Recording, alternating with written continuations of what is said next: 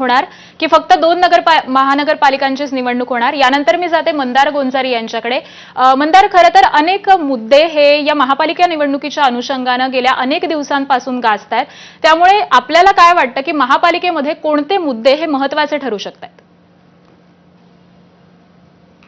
खरं तर आपण पाहिलं एकूण महाराष्ट्रामध्ये नागरीकरण अतिशय वेगाने झालेलं आहे. शहरं खूप मोठ्या प्रमाणात वाढलेली आहेत.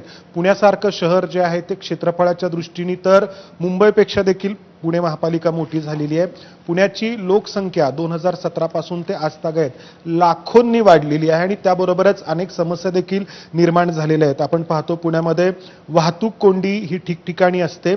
वाहतूक कोंडी हा पुण्यातला ज्वलंत प्रश्न आतापर्यंत मांडला जात होता, तो आत्ता देखील आहे. मात्र पुण्यामध्ये गुन्हेगारी ही आणखी एक मोठी समस्या नजीकच्या काळामध्ये म्हणजे गेल्या काही वर्षांमध्ये पुढे आलेली आहे. हे सगळे मुद्दे लोकांना बरोबर आहे. मंदार, मी तुमच्याकडे पुन्हा एकदा येते. राष्ट्रवादी अजित पवार गटाचे नेते आनंद परांजपे सध्या आपल्या सोबत आहेत.